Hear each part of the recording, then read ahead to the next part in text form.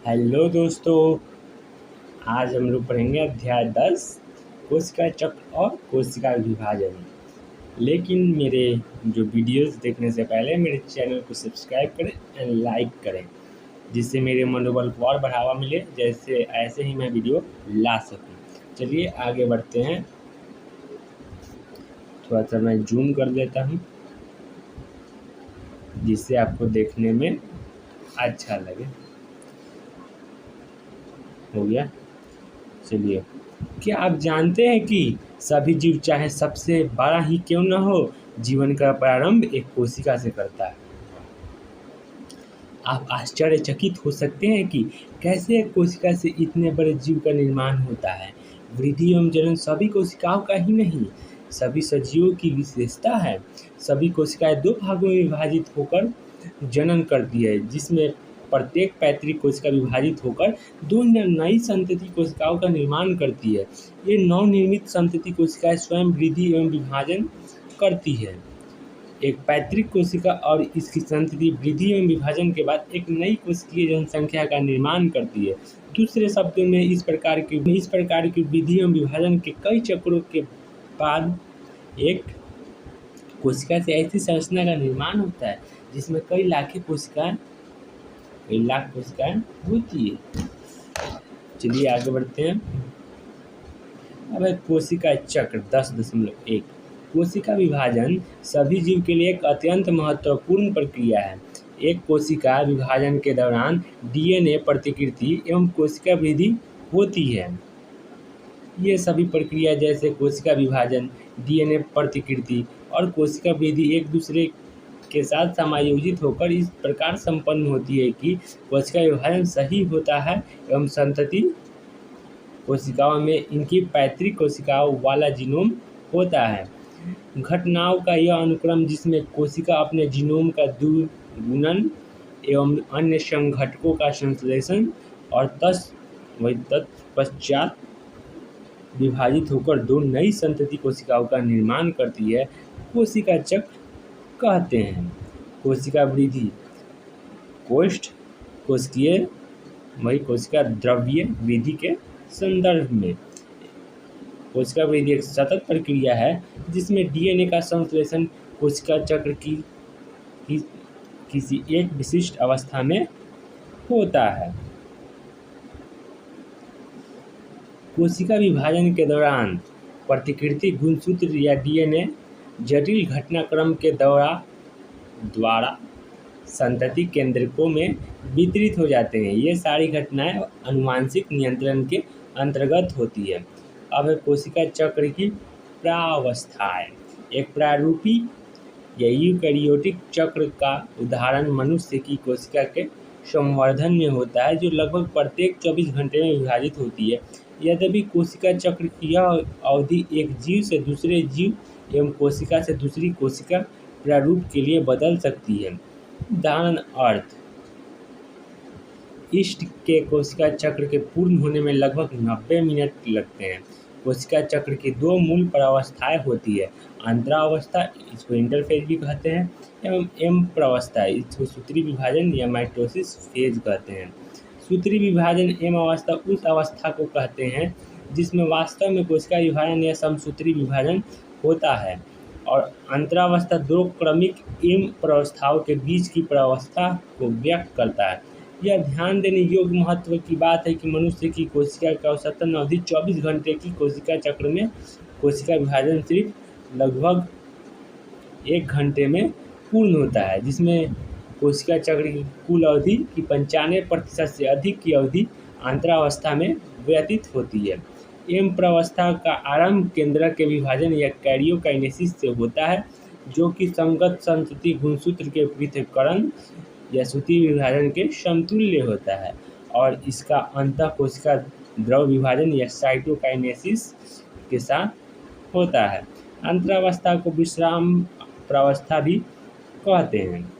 यह वह प्रावस्था है जिसमें कोशिका विभाजन के लिए तैयार होती है तथा इस दौरान क्रमबद्ध तरीकों से कोशिका वृद्धि एवं डीएनए का प्रतिकृतिकरण दोनों होते हैं।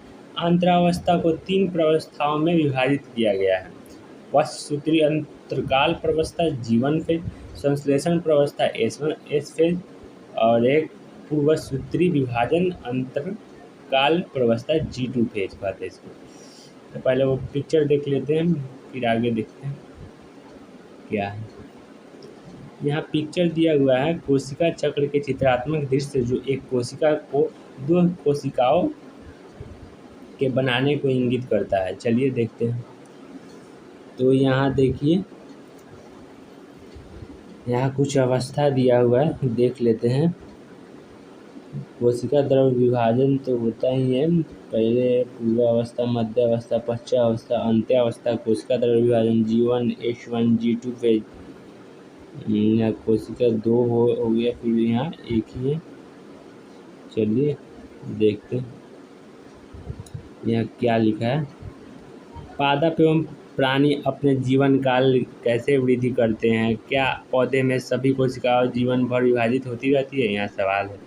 क्या आप सोचते हैं कि कुछ कोशिकाएं सभी पौधे एवं प्राणियों के जीवन में हमेशा विभाजित होती रहती है? क्या आप कुछ कोटि के पादप में उस ऊतक के नाम एवं स्थान बता सकते हैं जिसकी कोशिकाएं जीवन भर विभाजित होती रहती है? शीर्षस्थ कोशिका में पाई जाने वाली कोशिकाएं जीवन भर विभाजित होती रहती है, इसलिए उन्हें विभज्यवती ऊतक कहते हैं। क्या प्राणियों में भी ऐसा ही विभज्यवती ऊतक मिलता है? यही बात, कुछ ज़्यादा नहीं है इसमें। फिर यहाँ भी है एक, लेकिन इससे पहले जो ऊपर छूट गया है कुछ, पढ़ के तब जाएंगे। पश्चसूत्री अंतरकाल प्रवस्था जीवन फेज समसूत्री विभाजन एवं DNA प्रतिकृतिकरण के बीच अंतराल को प्रदर्शित करता है। जीवन प्रावस्था में कोशिका उपापचयी रूप से सक्रिय होती है एवं लगातार वृद्धि करती है, परंतु इसका DNA प्रतिकृति नहीं करता। एस फेज या संश्लेषण प्रावस्था के दौरान DNA का निर्माण एवं इसकी प्रतिकृति होती है। इस दौरान DNA की मात्रा दुगनी हो जाती है। यदि DNA के प्रारंभिक मात्रा को 2C से चिन्हित किया जाए तो यह बढ़कर 4C हो जाता है। यद्यपि गुणसूत्र की संख्या में कोई वृद्धि नहीं होती है। यदि जीवन प्रावस्था में कोशिका द्विगुणित है या 2N गुणसूत्र है तो एस प्रावस्था के बाद भी इसकी संख्या वही रहती है। जीवन अवस्था में थी अर्थात 2N होगी। प्राणी कोशिका में एस प्रावस्था के दौरान केंद्रक में DNA का जैसे ही प्रतिकृतिकरण प्रारंभ होता है, वैसे ही तारक केंद्र का कोशिका द्रव में प्रतिकृतिकरण होने लगता है। कोशिका वृद्धि के साथ सूत्री विभाजन हेतु G2 प्रावस्था के दौरान प्रोटीन का निर्माण होता है। अब प्रौढ़ प्राणियों में कुछ कोशिकाएं विभाजित नहीं होती है, जैसे हृदय कोशिका और अनेक दूसरी कोशिकाएं यदाकदा विभाजित होती है। ऐसा तभी होता है जब क्षतिग्रस्त या मृत कोशिकाओं को बदलने की आवश्यकता होती है। ये कोशिकाएं जो आगे विभाजित नहीं होती है, जीवन अवस्था से निकलकर निष्क्रिय अवस्था में पहुंच जाती है, जिसे कोशिका चक्र की शांत अवस्था या G0 कहते हैं। इस अवस्था की कोशिका उपापचयी रूप से सक्रिय होती है, लेकिन ये विभाजित नहीं होती। इनका विभाजन जीव की आवश्यकता अनुसार होता है। यह देख लेते हैं क्या है प्याज वाला। आप प्याज की जड़ के शीर्ष पर पाई जाने वाली कोशिका में सूत्री विभाजन का अध्ययन कर चुके होंगे। इसकी प्रत्येक कोशिका में 16 गुणसूत्र होते हैं। क्या आप बता सकते हैं कि जीवन अवस्था एवं एम प्रावस्था के बाद कोशिका में कितने गुणसूत्र होंगे? यदि कोशिका में एम प्रावस्था के बाद DNA की मात्रा 2C है तो जीवन एस तथा G2 प्रावस्था के बाद इसकी कितनी मात्रा होगी? सवाल पूछा है। चलिए, प्राणियों में सूत्री विभाजन केवल द्विगुणित कायिक कोशिकाओं में ही दिखाई देता है। हालांकि इसमें कुछ अपवाद है जहां हैप्लॉइड या गुणित कोशिकाओं समसूत्री विभाजन द्वारा विभाजित होती है। उदाहरण के लिए नर मधुमक्खियाँ। इसके विपरीत पादपों में सूत्री विभाजन अगुणित एवं द्विगुणित दोनों कोशिकाओं में दिखाई देता है।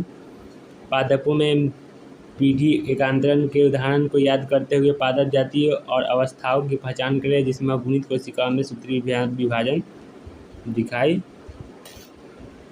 देता है, दिखाई पड़ता है वही। अब सूत्री विभाजन या अवस्था या एम अवस्था कहते हैं। तो चलिए पढ़ते हैं। यह कोशिका चक्र की सर्वाधिक नाटकीय अवस्था होती है जिसमें कोशिका के सभी घटकों का बृहद पुनर्गठन होता है।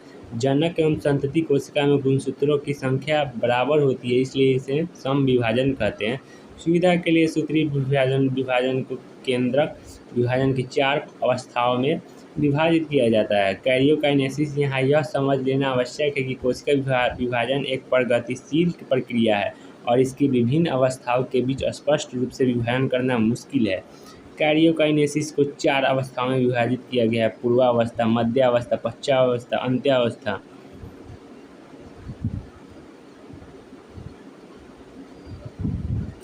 अब है पूर्वावस्था। अंतरावस्था की एस एवं G2 अवस्था के बाद पूर्वावस्था कैरियोकाइनेसिस का पहला पड़ाव है। एस एवं G2 अवस्था में DNA के नए सूत्र बन तो जाते हैं, लेकिन आपस में गूंथे होने के कारण स्पष्ट नहीं होते।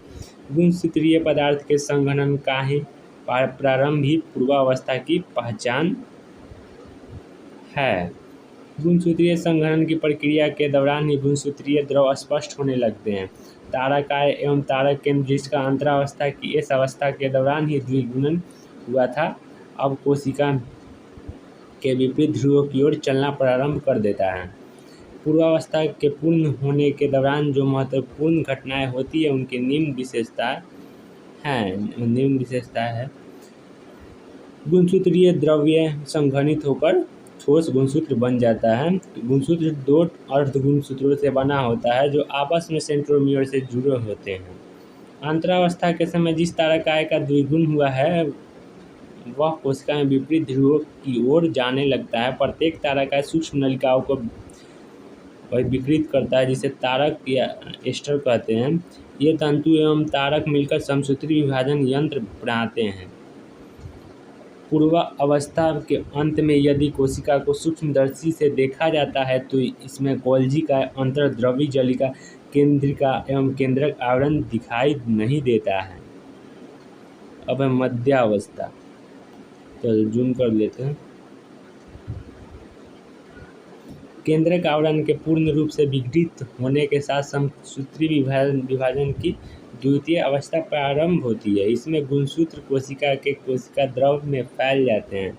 इस अवस्था तक गुणसूत्रों का संघनन पूर्ण हो जाता है और सूक्ष्मदर्शी से देखने पर यह स्पष्ट रूप से दिखाई देने लगते हैं। यही वह अवस्था है जब गुणसूत्रों की आकृति का अध्ययन बहुत ही सरल तरीके से किया जा सकता है। मध्यावस्था गुणसूत्र 2 संतति अर्धगुणसूत्रों से बना होता है जो आपस में गुणसूत्र बिंदु से जुड़े होते हैं। गुणसूत्र बिंदु के सतह पर एक छोटा बिंब आकार की संरचना मिलती है जिसे काइनेटो कोर कहते हैं। सूक्ष्म नलिकाओं से बने हुए तर्कु तंतु के जुड़ने का स्थान यह संरचनाएं यह काइनेटो कोर है जो दूसरी ओर की कोशिकाएं के केंद्र में स्थित गुणसूत्र से जुड़े होते हैं। मध्य अवस्था में सभी गुणसूत्र मध्य रेखा पर आकर स्थित रहते हैं। प्रत्येक गुणसूत्र का एक अर्ध गुणसूत्र एक ध्रुव से तर्कु तंतु द्वारा अपने काइनेटो कोर के द्वारा जुड़ जाता है। वहीं इसका संतति अर्ध गुणसूत्र तर्कु तंतु द्वारा अपने काइनेटो कोर से विपरीत ध्रुवों से जुड़ा होता है। मध्य अवस्था में जिस तल पर गुणसूत्र पंक्तिबद्ध हो जाते हैं उसे मध्य अवस्था पट्टिका कहते हैं। इस अवस्था की मुख्य विशेषता निम्नवत है। तर्कु तंतु गुणसूत्र के काइनेटो कोर से जुड़े रहते हैं। गुणसूत्र मध्य रेखा की ओर जाकर मध्य अवस्था पट्टिका पर पंक्तिबद्ध होकर ध्रुवों से तर्कु तंतु से जुड़ जाते हैं। पश्चावस्था के प्रारंभ में मध्यावस्था पट्टिका पर आए प्रत्येक गुणसूत्र एक साथ अलग होने लगते हैं। इन्हें संतति अर्धगुणसूत्र कहते हैं जो कोशिका विभाजन के बाद बनने वाले नए संतति केंद्रक का गुणसूत्र बनेंगे। वे विपरीत ध्रुवों की ओर जाने लगते हैं। जब प्रत्येक गुणसूत्र मध्यांश पट्टिका से काफ़ी दूर जाने लगता है तब प्रत्येक का गुणसूत्र बिंदु ध्रुवों की ओर होता है जो गुणसूत्रों की ध्रुवों की ओर जाने से का नेतृत्व करते हैं। साथ ही गुणसूत्र की भुजाएं पीछे आती है।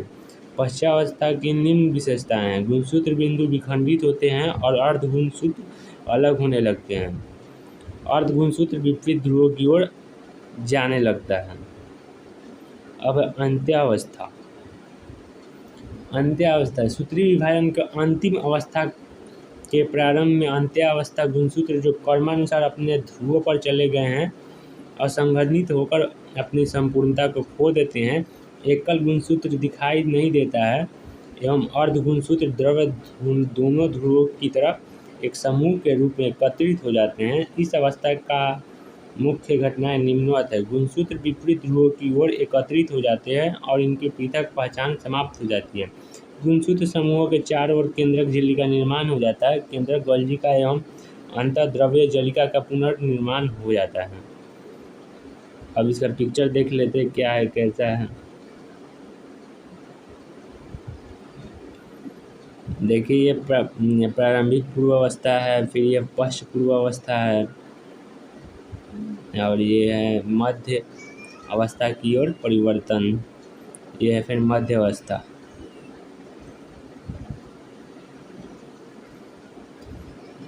फिर यहाँ देख लीजिए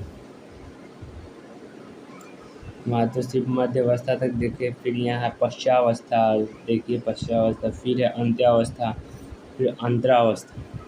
तो कोशिका द्रव्य विभाजन पढ़ते हैं, देखते हैं इसमें क्या लिखा है साइटोकाइनेसिस में।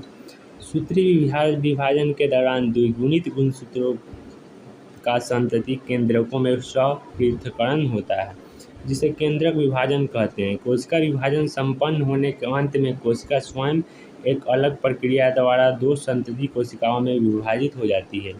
इस प्रक्रिया को कोशिका द्रव्य विभाजन कहते हैं। चित्र में देख सकते हैं 10.2 में। प्राणी कोशिका का विभाजन जीव द्रव्य कला में एक खाँच बनने से संपन्न होता है। खाँचों के लगातार गहरा होने एवं अंत में केंद्र में आपस में मिलने से कोशिका का कोशिका द्रव्य दो भागों में बढ़ जाता है। यद्यपि पादप कोशिकाएं जो अपेक्षाकृत अप्रसारणीय कोशिका भित्ति से घिरी होती है, अतः इनमें कोशिका द्रव्य विभाजन दूसरी भिन्न प्रक्रियाओं द्वारा संपन्न होती है। पादप कोशिकाएं में एक नई कोशिका भित्ति निर्माण कोशिका के केंद्र से शुरू होकर बाहर की ओर पूर्व स्थिति पार्श्व कोशिका भित्ति से जुड़ जाती है। नई कोशिका भित्ति का निर्माण एक साधारण पुरोगामी रचना से प्रारंभ होता है, जिसे कोशिका विभाजन पट्टिका कहते हैं, जो दो सन्निकट कोशिकाओं की भित्तियों के बीच मध्य पट्टिका को दर्शाती है। कोशिका द्रव्य विभाजन के समय कोशिका अंग जैसे सूत्रकणिका या माइटोकॉन्ड्रिया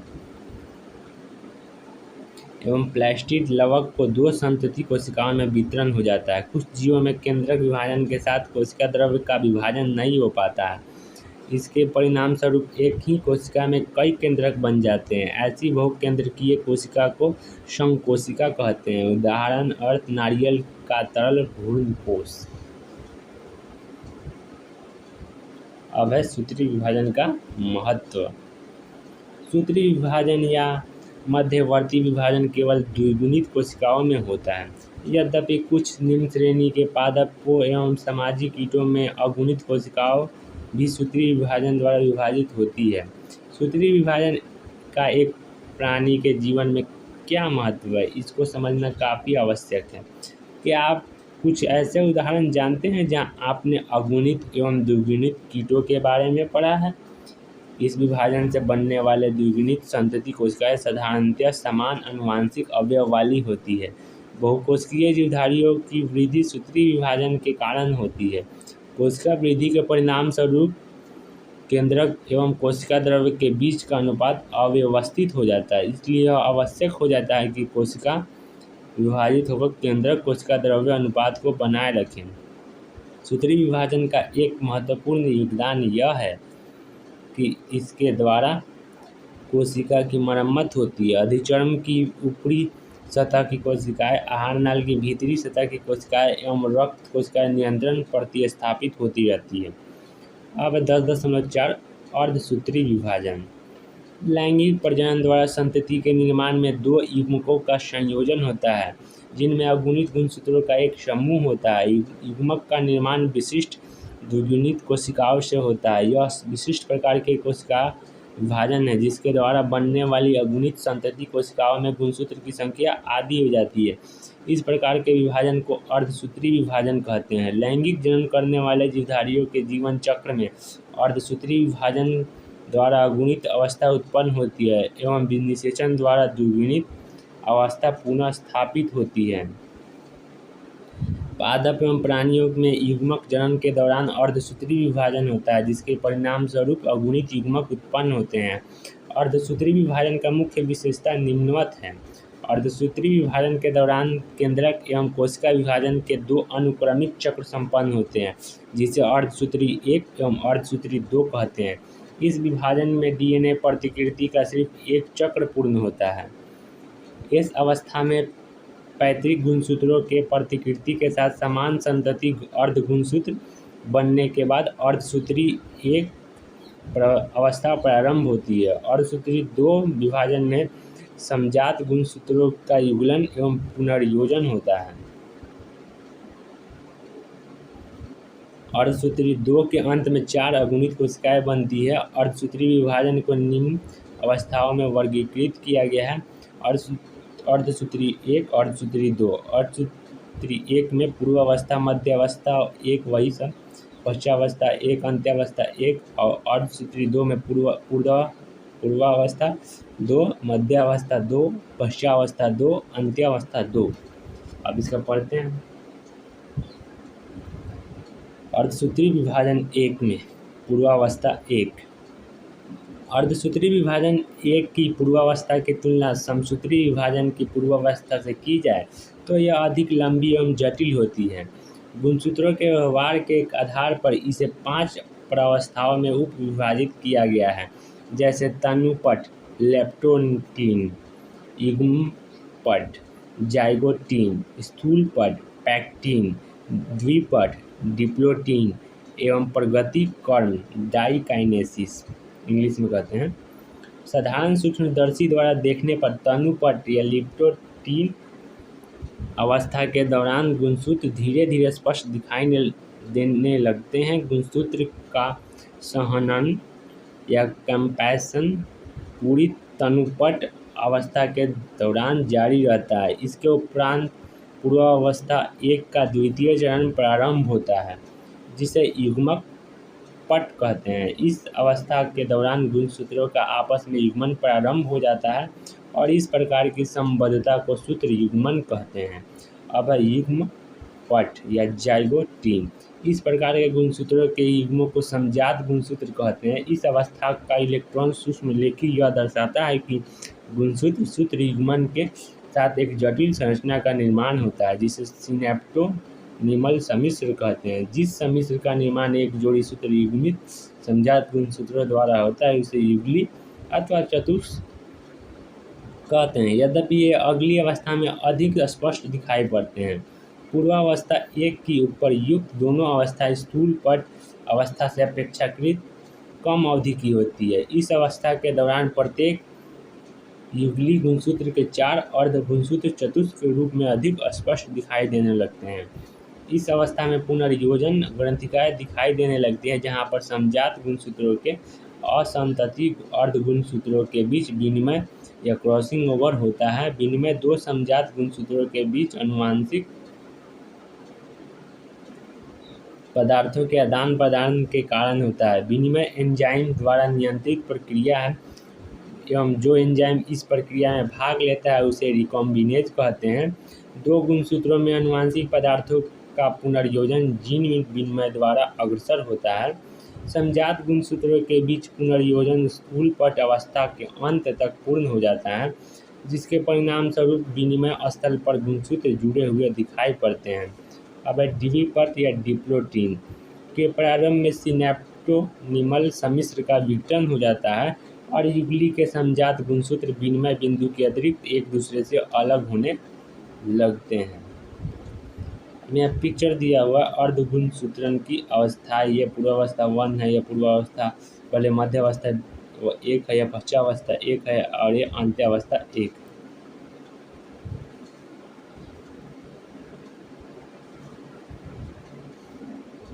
विनिमय बिंदु पर एक प्रकार की संरचना को कायजमेटा कहते हैं।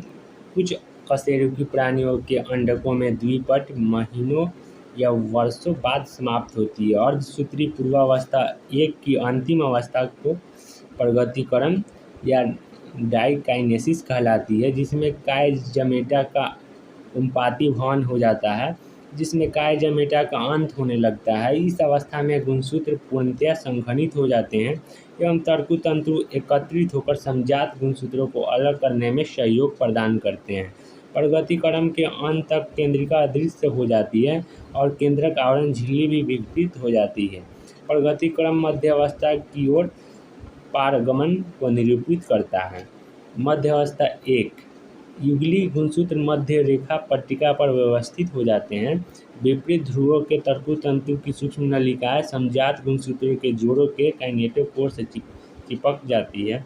अब पश्चावस्था 1 समजात गुणसूत्र पृथक हो जाते हैं जबकि संतति और गुणसूत्र बिंदु से जुड़े रहते हैं। अंत्यावस्था 1 इस अवस्था में केंद्रक आवरण एवं केंद्रिक पुनः स्पष्ट होने लगते हैं। कोशिका द्रव विभाजन शुरू हो जाता है और कोशिका की इस अवस्था को कोशिका द्वीप कहते हैं।